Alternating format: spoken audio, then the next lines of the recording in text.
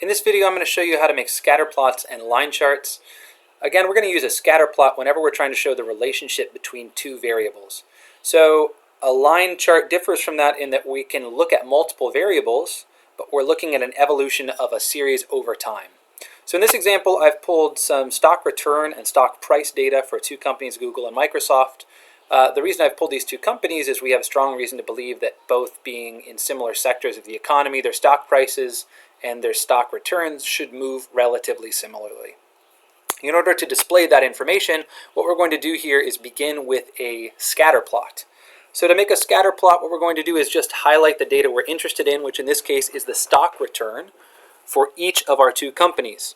Now notice that what we have here is not simply two companies. We also have, one can think of this as an observation, that is for any one day, here's what the returns look like for each of our companies. Now the way a scatter plot will work is for each one of the rows here, it will plot a single point. That single point for us will have a Google axis and a Microsoft axis, and the point will correspond to minus 0.3% on the Google axis and 1.6% on the Microsoft axis. The hope is that by putting this larger series of data together across multiple rows, we can see some pattern emerge. This is often used in preliminary correlation analysis, and we'll talk about this more as the semester goes on.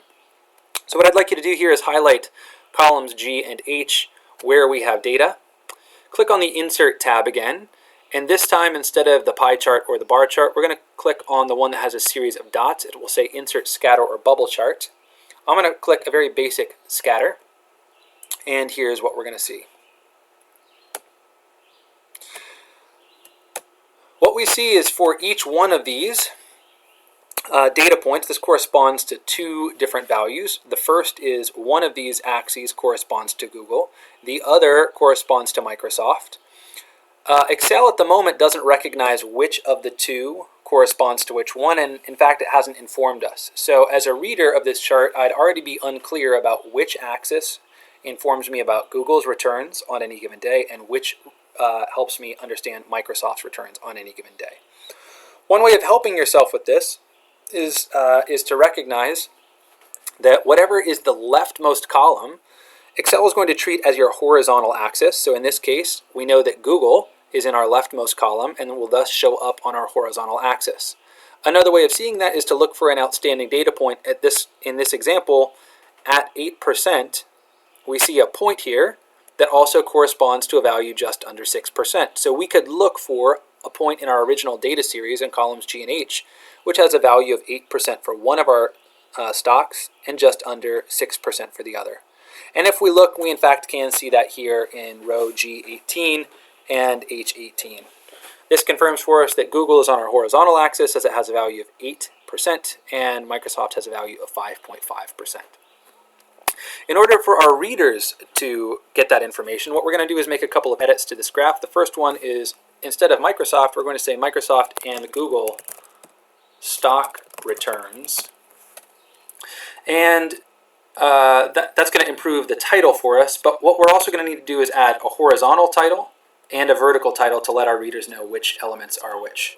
In order to do that, we can click on the Add Chart Element tab under the Design tab here. And on the drop down here, we'll see an option for axes. We see a primary horizontal axis, and I'm going to click that. We can also add another chart element that says primary vertical axis title, and I'm going to click that. I accidentally just removed the primary horizontal axis, so I'm going to add that back here. We actually wanted to click on axis titles, so we have the horizontal axis title and the vertical axis title.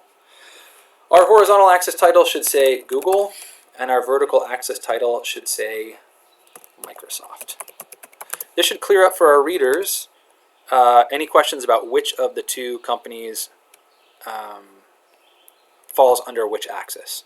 Looking at this data, we can see that typically when Google's stock price is higher, stock returns have gone up, so have Microsoft's.